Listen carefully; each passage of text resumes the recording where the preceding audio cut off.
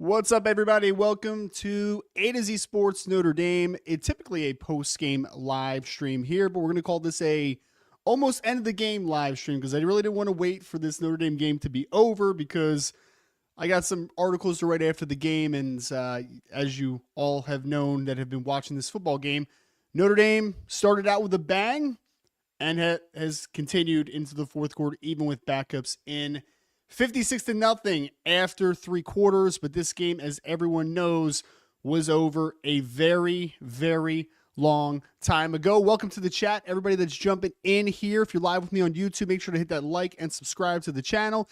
If you're live with me on either Facebook or Twitter, appreciate you all for being here. Make sure to subscribe any way that you can. Make sure to like the video any way you can. But I would suggest, whether you are on Facebook or you're on Twitter, come over to the YouTube channel. You can just go on YouTube, search A to Z Sports Notre Dame. Come over to the channel. It's a lot easier for people to conversate in the chat. A lot easier for me to pull up questions and general commentary as well. We have AK1091 football guys to say, Ryan, this is fun. It's interesting, man. And I see Will, your question in there. We'll get there in a second.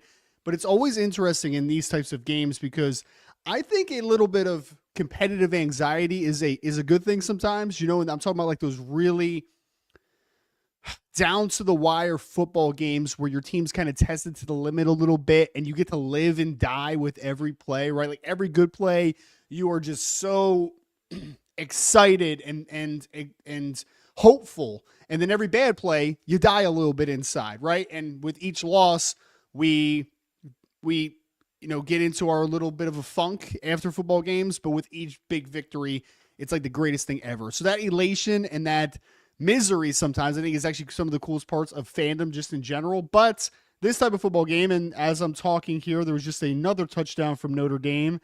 Aeneas Williams up the gut for 30 yards here. So now we're up to 63-0 for the Fighting Irish as I'm streaming live here in the fourth quarter. But to that comments, it's nice once in a while, right? Especially when against a bad football team like Syracuse is, to have no stress. To just say like, hey, man, start to finish, this was a dominant football game. And I expected a blowout, and I would love to hear from you all in the chat. We have over 100 that are already in here, despite us not being we had to have Andy 9 who says, did we cover the spread? Well, the spread, the last minute I saw was between 35.5 and 36.5, depending on what sportsbook you look at. And yes, needless to say, they did cover the spread. IGK comes in here. I want 70. Well, they only need one more touchdown to get to 70, so it's very possible when you have 13 minutes and 32 seconds left here in the fourth quarter. So there's still plenty of time, and hopefully Notre Dame is able to wreck on another one. We'll see. But yes, definitely covered the spread. But as I was saying, I think that one of these one game like this occasionally where you just sit back, relax is a lot of fun. And this was the game that it was going to be. I actually went on Always Irish on the stream for like a few minutes with John Kennedy. And I asked John this question straight up. And this was kind of my analysis the whole week. What is Syracuse good at? What were they good at? I'll answer the question for you. And it was supposed to be slightly rhetorical, but I'll answer the question. They are pretty good on special teams. They have a good kicking situation. They have a good punter, Stonehouse. Like, they have some good specialists. But offensively, they have a horrible passing offense, now down to the third and fourth string quarterback. They have a horrible rush offense that was down their top running back, Yasim Willis, who's actually a Notre Dame guy, a New Jersey guy here that I actually saw play in high school. Defensively, you give up over 250 yards passing a game. You give up over 160 yards rushing a game. Like, Syracuse just isn't good at anything, right? And at the end of the day, that's what we expected. I expected more of a 40-point victory. I did not expect them to be up 28-0 seemingly in the blink of an eye. And let's talk about just kind of that early game recap real quick, and then we'll get into just because I'm just going to talk about starters here, folks. And we're still watching the young guys play here, and obviously Kenny Minchey had that long rush. I think it was 34 yards. Ethan Long had a near pick six that was called back doing the roughing the passer penalty. Then he followed it up with another interception on that drive. We actually had someone who was talking about Ethan Long. It was 8K109. It says, Ethan Long is a dude moving like that at 6'3", 210 pounds. Hey, man, I think the more important part is the position he's playing there, AK, right? Because 6'3", 210 as a safety, there would be some people that have assumptions on that size of like, this guy's probably just a pure box player, a guy that needs to play near the line of scrimmage because he's probably a little bit athletically limited. On both those plays, he's playing middle of the field, robber, come down, use your eyes, and you don't put a guy in that situation if you do not trust that he's an athlete, a guy that can play to the middle of the field. So I thought that was a really nice play, obviously, for Ethan, who actually looked emotional after the play, which was awesome. Got to see his first career interception wiped off, but then to be able to come back and do good on it. But yeah, man, 6'3", 210, to have that trust to play middle of the field, that's pretty dang impressive. So this game, early, pick six, Jalen Stroman, who obviously is filling in now for Tay Johnson, who's out with his hand injury for at least this game. We'll see. People were asking about Tay Johnson earlier. Somebody I think in the chat did it as well. The Tay Johnson thing, just to add a little bit of context on that. So I got a tip on the Tay Johnson thing on like Wednesday. So he had injured his hand during practice, but I was told that there's a chance. So don't quote me on this because I don't have this firmly. But I was told that there's a chance that if you club it up, he might be back if you want him back within the next week or two. But you obviously have the playoffs coming up, so we'll see what the exact timeline is on Tay. I know when you saw the picture that was posted up there and just him on scene, it doesn't look good, right? Like, it didn't look good. He's getting the whole sling and everything to make it immobile. So, like, it looks worse than just like a hand injury, but we'll see. I was just told it was a hand. So unless somebody was just kind of lightening the mood on it, I don't know, then maybe, but we'll see. We'll see what Tay Johnson's prognosis is. But either way, Jalen Stroman balled out early in this football game. Obviously has that pick six to get everything started. Then you followed it up with a block punt by Jalen Stroman that was returned for a touchdown. Then you have another pick six by Leonard Moore, where I don't even know what Joe Filardi was looking at on that play because he just tried to throw like a stop route. And I mean, Leonard Moore was in much better position than the wide receiver the entirety of the football game, or the entirety of that rep, I should say. So he throws interception, block punt for a touchdown, interception, 3 and out, 45-yard touchdown run by Jeremiah Love on the second play of the offensive stretch. But like I posted, and you were up 21-0 before the offense got on the football field. Like, unreal. You want to talk about, Marcus Freeman always talks about complementary football. What the heck does complementary football means? It's that right there, where you didn't even need the offense because the special teams made a huge play. The defense made multiple huge plays. And then you get on offense, and tonight the offense complemented the defense and the special teams. It did. I mean, CJ Carr threw for 49 yards in this football game, a 5-9 passing. As I'm speaking, with 12 minutes and 41 seconds here in the fourth quarter, Notre Dame's thrown for 55 yards and they have 63 points. Offense was, or at least the passing game, was not needed tonight because special teams showed up, defense was suffocating, and your run game. I mean, again, as I'm speaking here right now, 18 carries for 303 yards rushing. That's 16.8 yards per carry, 5 touchdowns. That includes a 58-yard rush for a touchdown by Jadarian Price, a 68-yarder from Jeremiah Love, who had another long touchdown run. You had a 30-yard run for Aeneas Williams. You have a 34-yard run for Kenny Minchie. So you have had huge plays throughout this football game on the ground. So you didn't need the passing offense to do anything. Didn't do anything. So people are going to look at like CJ Carr's stat line and be like, oh, CJ didn't do much. It's like they didn't have to do anything in this game. I'm not even going to grade CJ Carr in this game. Like, usually I go kind of player by or position by position. I'm not spending any time grading the pass receivers or the quarterback today. I have no data. Like, I have no data. He was 5 for 9 for 49 yards and a touchdown, and they're up 63-0. They didn't need him, and he was up 21-0 before he even threw his first pass. So we're not grading the quarterback. We're not grading the pass catchers. We're grading a butt kicking that started from start to finish that was set tone by, again, Chris Ash's defense that was phenomenal tonight. 3 interceptions forced, As of right now, 15 of 27 passing between the two quarterbacks, Joseph Velarde and Luke Carney. 15 of 27 for 71 yards, 3 interceptions. They're averaging 1.9 yards per carry as a team. So 1.9 yards per carry, 2.6 yards per pass play. Yeah, the defense did some things. They did some things tonight, and it was great to see ultimately guys filling in and to kind of fill that void of like Tay Johnson getting lost is an unfortunate thing. But Boubacar Traore, a guy that I talked about this week as far as like this is a game where you want to get him back on track after having a couple sackless games. Like didn't play poorly in the last couple games, but you still want to see that sack production and that tackle for loss production. 3 tackles for loss, a sack in this football game. Jalen Stroman, 8 total tackles, 2 tackles for loss. He had the pick 6. He was all over the place. You saw guys all Bryce Young, I think, had a sack in this football game earlier. You had Drake Bowen who had a sack. So a lot of great stuff. So please pump in the chat your thoughts just on this game. I want to see Buckner in the quarterback, Mr. 2.0 said. Syracuse has been sackless tonight. Obviously, there's a play on words there from IGK, and I respect it, sir. I respect the sackless conversation here. It's unfortunate, ultimately, because the only way that people would have been excited about this in Notre Dame, and I actually have somebody that I know in the media that is a Notre Dame fan but does not cover Notre Dame, but it's a senior day, which is awesome, right? It's awesome, and that was the reason I didn't feel like there was going to be a letdown or a hang up in this football game because, one, you have to win out and you have to win in some sort of good fashion here, right, the last 2 games.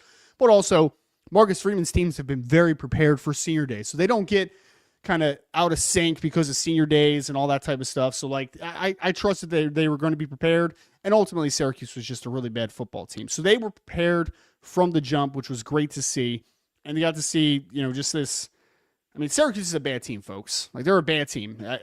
Bad commentary on my part, bad analysis, but once again, they don't do anything very well. But let's talk about some of the stars for football game. And we have to start with Indy 9. Wanted to see Eli Raridan get a touchdown today. I don't think Eli caught a pass, even though he's a senior. Yep, he didn't catch a pass. Again, not a ton of opportunities that were out there. We had IGK who said somehow the Syracuse team looks worse than Purdue team from last year. Oh, this team is worse than Purdue last year, I think. And that's saying a lot.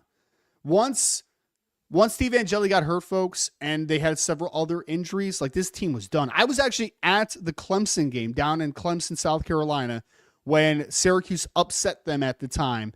And that was unfortunately the game that Steve tore his Achilles, which was just, it was just such a letdown from what was a really good performance. And I mean, Steve was playing really good football before he got hurt. So it was unfortunate, man. It was really unfortunate that the game came to this, because I think there was a little bit of intrigue, at least like when they're sitting at 3-1 and you have Steve playing good football, you're like, okay, all right.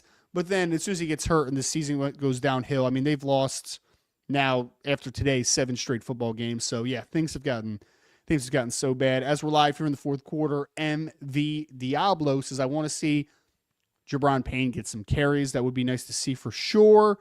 We had Andy Nias, thoughts on if Miami keeps winning affecting our playoff hopes.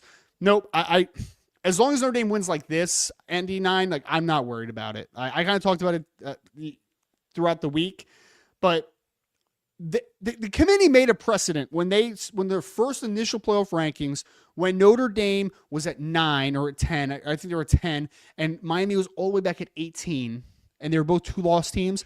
I think you set a precedent there that as long as Notre Dame wins in good fashion or dominant fashion throughout, I don't see a world, even with the head-to-head, that Miami is going to jump Notre Dame. I don't. Like I think Notre Dame is safe from Miami.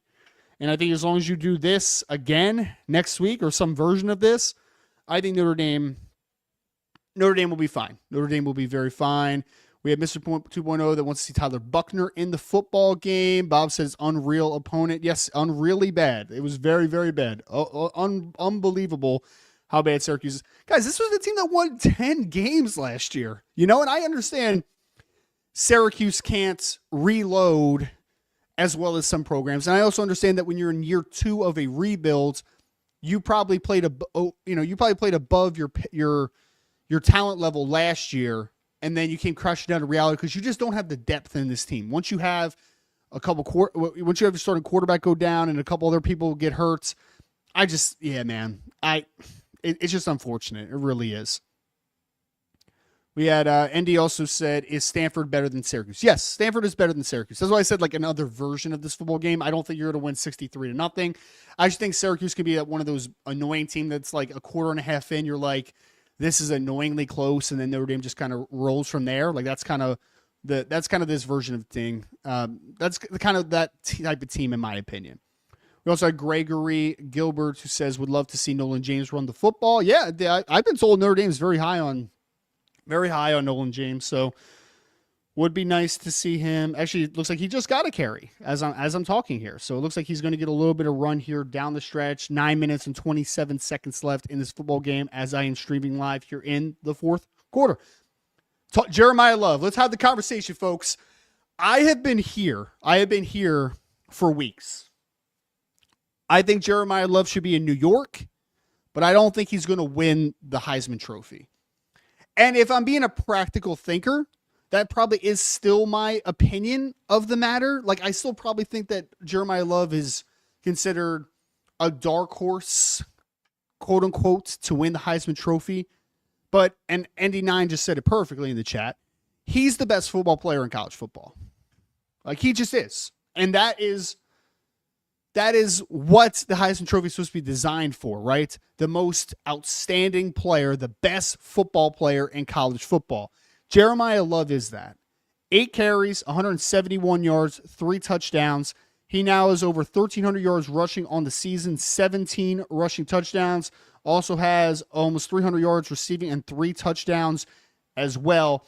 So I am changing my tune live here. I'm actually writing an article that's going to be live here about a, did you guys know this? They said this in a different football game, actually, and I was kind of streaming a couple games at once, but Jeremiah Love, or running backs, the last, I think it was, let me make sure I'm quoting this correct and I am not saying something incorrect. The last 4 running backs to win have all come on years that ended in 5. So that was 2015, Derrick Henry, 2005, Reggie Bush, 1995, Eddie George, and 1985, Bo Jackson. And what does the year end with this year, folks? 2025. Not saying that means anything. I'm just saying it's a pretty cool stat. It's a pretty cool stat. And I believe that Jeremiah Love should win the Heisman. I do. Ty Simpson has gone downhill a little bit. Again, it's not like egregious, but the last couple games have not been very good for Ty Simpson, who was one of the guys that people were talking about a lot. Fernando Mendoza's up there, so he's going to be in the conversation point, right? Outside of that, though, it's like, we're talking about like the Diego Pavias of the world, maybe a Dante Moore from Oregon. Like, there's some guys that are deserved, and Julian Sain obviously is in that top 3 as well. Some people think he's number 1, some people think he's number 2, whatever. Julian Sain also looked kind of, and it's only one game, and you didn't have Jeremiah Smith, you didn't have, almost said Emeka Ibuka, but you didn't have Cornell Tate, but he didn't look he looked very ordinary today. He looked like a good player who's surrounded by a lot of great players, which is kind of what I think Julian Sain is. All due respect to him. He's still a good player. I'm not saying he's not a good player. Julian Sain is a good player. But he's coming into the game. I know he completes like 80% of his passes, but he had 25 touchdowns to 4 interceptions. That's not like this crazy gaudy stat line where you're like, that is it. Like that's the guy, right? So I think there's a conversation point for the Heisman Trophy now. I think that Jeremiah Love has a chance to win the Heisman Trophy, a better chance than I thought he did even coming into this football game, but after having the game he did, we just had Kenny Minchie rush for a touchdown here, so it is a 70-burger on the board. Kenny has the wheels. Yes, he does. He is a very good runner. I wanted to hit on a couple things here real quick. That was my Heisman case for Jeremiah Love. He is the best football player in college football. I think that's who the Heisman should go to. I know it's a quarterback-driven award, but outside of Fernando Mendoza, and again, I know people are going to put Julian Sain up there, I think Jeremiah Love is more deserving than Julian Sain, even though some people will think that that's a little bit of a hot take. Greg says, any news on Kingston? Greg, we won't know anything right now. Like, we won't. I wish I had good news or at least some type of news for you, but in game, unless there's a announcement that happens. All that was said on the broadcast was Kingston is out for the rest of the game. Right. So we don't have any, I don't have any in-depth. Nobody's going to have any in-depth right now because you need to wait until they visit with the doctors, do whatever X-ray, MRI that they need to do to get the prognosis. Like we just won't know anything. We'll probably have some type of update on Monday, most likely. But I don't want to speculate on how bad or how not severe it was. Like I have no idea. Genuinely have no idea. So we'll see. We'll see. Yep, Gregory said sucked. Ethan Long's pick 6 got called back. Yeah, man, it really did. It really did. Donovan Hinish, you just the too hard. I know it's like really soft because like I watched it. I'm just like, man, it's whatever. But kind of extending the arms and a little bit extra, like that's probably why it was called. But it is a shame for the kid because he's really good, man. J Love reminds me of Reggie Bush. I've seen that comparison. I think that there's some things that they do very similarly. I would agree with you there. And Greg just says makes me nervous. Yeah. I mean, Kingston has been one of your top 2 to 3 defensive players, I think, throughout this season. Like I would put him in that conversation. But besides Leonard Moore, there's an interesting conversation point between one of the 2 safeties, Kingston, Drake at times, and Boubacar. Like those are kind of your dudes this year so far. So yeah, I mean, if Kingston's out for any type of expanded time here, then that would really, really suck. There's no doubt because you're already down. We talked about Tay a little bit. I'm hopeful that Tays isn't as bad as what it looked like on TV. I didn't get an update. I got an update before the game that it wasn't it's. I shouldn't say it's not severe. It's an injury that he might be able to come back from before the end of the season, right? So, and I'm talking about the playoffs, obviously extending into the season, not regular season. I doubt very much that you're going to see Tay Johnson next week against Stanford. Doubt very much that. But it was still good news that Jalen Stroman stepped up. Luke Talich played. So you have safety depth, which is a good thing. But yeah, I mean, Tay Johnson was a difference maker before this injury. So hopefully he gets back. Hopefully you get Billy Schrauff back. Well, as long as there's a setback, you're expecting to get him back. You're expecting, obviously, to get Gabriel Rubio back for the playoffs. Jane Greathouse should be good to go for the playoffs as long as that's kind of the route that they want to go. So you do have some reinforcements going. So hopefully Notre Dame gets some people back. Mr. 2.0 said USC is within 1 score now. Yep, it's 28-21. Oregon is leading. So we'll see if USC can continue to inch back at the football game. As weird as it is, it would be really nice for USC to win tonight. And that is not a thing that I say very, very often. So let's talk. So I talked about Jeremiah Love a little bit. I'm not going to be able to grade CJ Carr today. I mean, he just didn't have many opportunities to do anything because of how the game went. Just is what it is. Defensively, man. And again, guys, there has to be a grain of salt. You have to be grading on a curve here, like whatever terminology you want to use here. But I mean, what are you going to take from this game? What are you going to take from this game? You're going to take that Notre Dame's defense dominated a game that they should have dominated, but they dominated to a level where it's like, all right, it's kind of silly, Again, 1.7 yards per carry is what Syracuse has as a rushing team as I'm watching here and streaming here in the fourth quarter. You give up 2.8 yards per attempt in the passing game. So, I mean, you are talking about 28 plus 41. What is 28 plus 41? Sorry, doing math on a live stream is not the easiest thing in the world. So they have 69 attempts, both pass and run. 69 attempts, nice, plus 79. So 148 yards on 69 plays, basically, is what they have. That is 2.1 yards per play. That ain't great. That ain't great. It's not great. Couple standouts defensively. We talked about Ethan Long with his big back-to-back interceptions, but only one counts, obviously. Jalen Stroman, again, 8 tackles, 2 tackles for loss, an interception. You're going to hope that Tay Johnson's back, but the fact that he played his best football game at Notre Dame, Jalen Stroman, that gives you a little bit more confidence in the depth behind him, which is a great thing. Jason Odier was very good today. I know 47 flashed for me a ton. Boubacar Traore got back to his playmaking ways with a sack and 3 tackles for loss. That was great to see. Jared Dawson flashed for me tonight. Drake Bowen flashed for me tonight. Kingston flashed for me before he got injured, which is very unfortunate again. Bryce Young got into the sack conversation as well. Yeah, and Sloppy Joe says that pick really meant a lot to Ethan Long. It did, man. It did. It was great to see. I mean, you don't think of like that type of moment to be one that people get super emotional about, but I mean, hats off to that kid. I've had a chance to talk to him several times when he was a recruit. I actually got to see him at an away game. It was a home game. I got to just say what's up to him after a game. I got to meet his dad briefly as well. And, just great family, great head on his shoulder. So I was really happy to see him and being rewarded for the hard work that he's been kind of doing behind the scenes as well. So he had a really, really heck of a football game. Obviously, Leonard Moore had the pass breakup. He had the pick six. Guys, shocking. Leonard Moore's really good. A great analysis tonight, I know, or this evening, whatever. We had a couple people, and throw some stuff in the chat, guys. I'm just kind of spitballing here because, again, I'm kind of talking through a final score that is not done yet. AK109 says, curious if Madden gets more run if KVA is out. I love Osbury, but he's not the same type of guy. He's a different type of linebacker for sure. I understand what you're saying. He's obviously not the long. He's rangy, but he's rangy in like a different way. So I definitely like you want kind of that length, a guy that can maybe play a little bit more at the point of attack, can maybe play down the line of scrimmage at times when you need him to in various fronts. Like I would be interested to see. I mean, I think the good thing is that, again, that's a position where you have so much depth.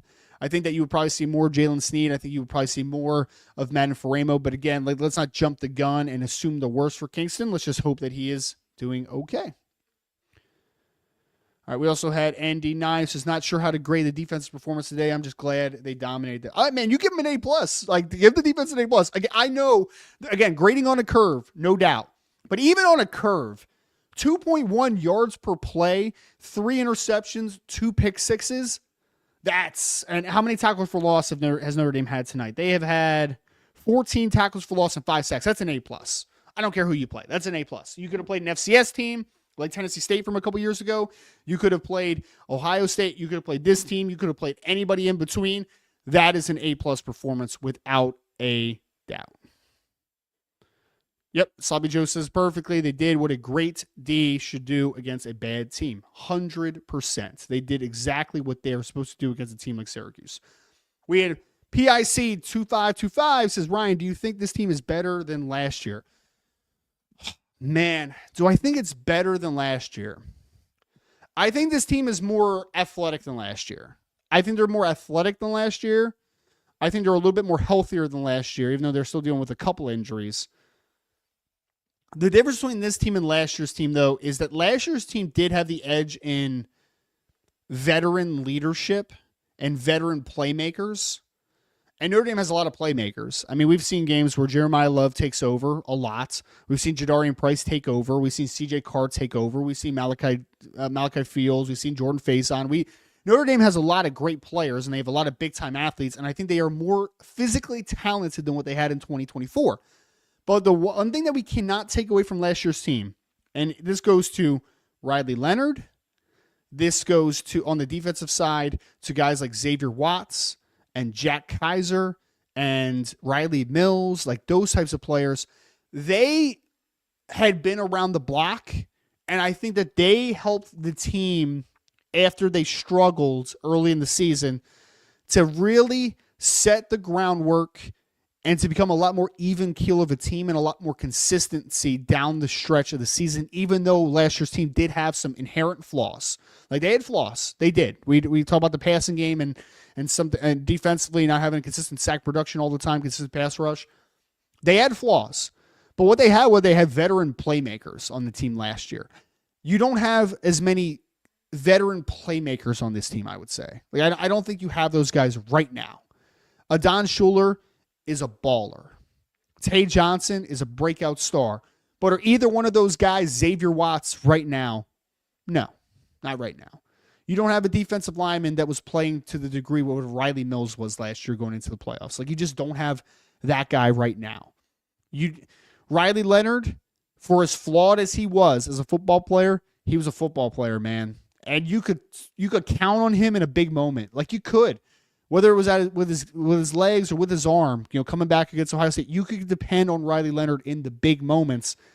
CJ is going to be a better player than Riley Leonard in a whole. Like, I'm talking about entirety of a career. I'm not talking about like one-to-one at one game in their career or one stretch of games. I'm saying when CJ Carr graduates from Notre Dame or leaves Notre Dame, whatever, he is going to be a better player in an entirety than what Riley Leonard accomplished during his career from a full resume perspective, I believe.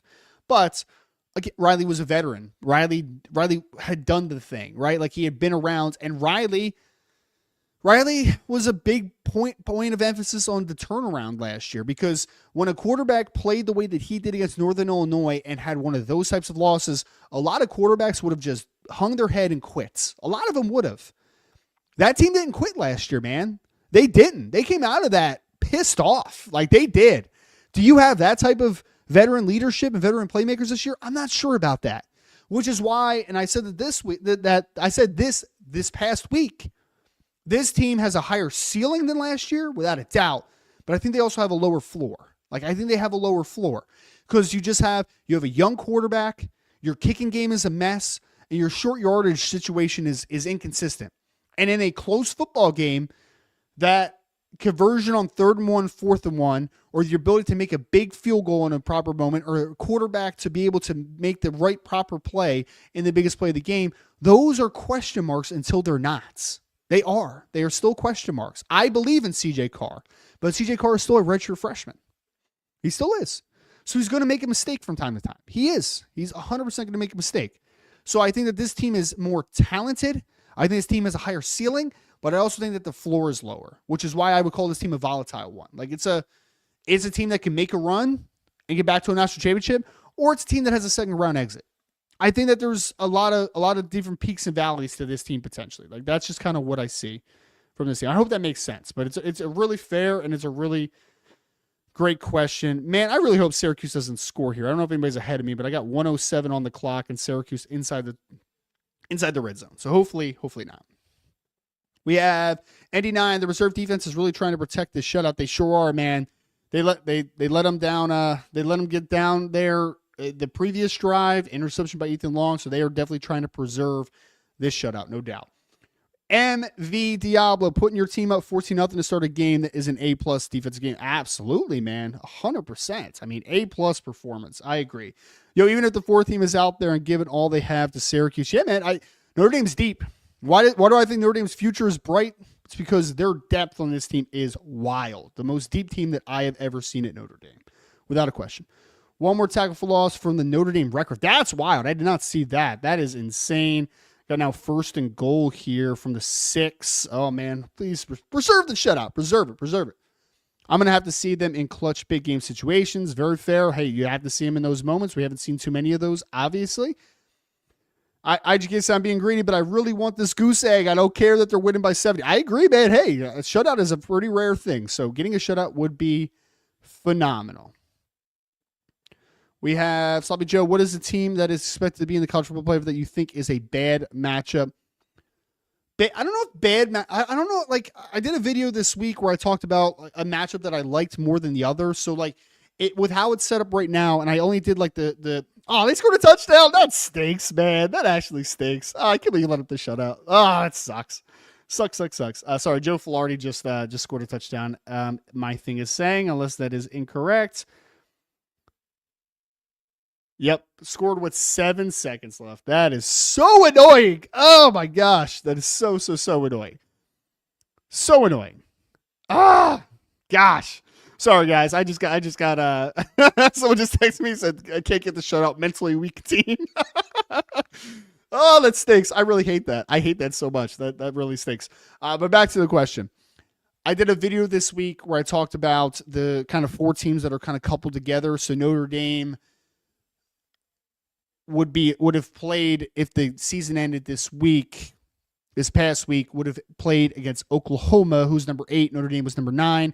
And then you had number 7, Oregon, versus number 10, Alabama. So I kind of took those 4 teams together, and kind of my take was I love their chances to beat Oklahoma if they played Oklahoma. Love the chances to beat Oklahoma. I think Notre Dame does beat Oklahoma if they play in the playoffs. Out of those 4, though, even though they're a little bit more up and down, I do think Alabama would give Notre Dame the toughest time. I do, because there's some weeks where they just don't look locked in for whatever reason, but they still have a ton of talent, man. So Alabama's probably the one of like those four that would give me like the biggest. I still think they could beat. I still think that they would have a very good chance to beat Alabama, but like out of those four teams, I think that that's the one that I would say, like, come on, you know. Andy just said next year Notre Dame is going to be scary. Record for tackle for loss from Mr. 2.0, he said, is in a game for Notre Dame is 16. Yeah, I see everyone now reacting in the chat to no shutouts. Yep, we got to shut out. We got to shut out Stanford now, man. Got to shut them out. Yeah, I think that's going to end it, though, folks. We're going right up to the end here. 70-7 is going to be the final score for the Notre Dame Fighting Irish. Again, Notre Dame only throws in this contest. You scored 70 points. You threw for 67 yards, which is wild. I feel like Drew Pine's playing quarterback again. It's hilarious. 330 yards rushing, 23 carries, 6 rushing touchdowns. You had a punt block for a touchdown, and you had 2 pick sixes. Make sure, folks, before you get out of here, hit that like button, subscribe to the channel. If you're listening to me live on Facebook or on Twitter, go over to YouTube, A to Z Sports, Notre Dame, search it up in the search bar, hit that subscribe button there. I will be back maybe next week. There's no promises. I know people are already making fun of me because I'm not sure if I'm going to stay up to watch the entire Stanford game. Probably going to watch most of it, but I just don't know if I have the energy level at my old age to do a live stream at 1:30 in the morning. I'm just not just not sure that not sure I'm going to do that. Not sure that I'm doing it, all right? But if so, make sure you hit that subscribe button. You'll know. If not, maybe I'll do a live show or two this week to kind of give you guys a little bit of extra content. I don't know. Just kind of spitballing out there, but hit that like, subscribe to the channel. Make sure that you have that notification bell on if you're listening to me live on YouTube. Thank you all so much for the support. And as always, go Irish.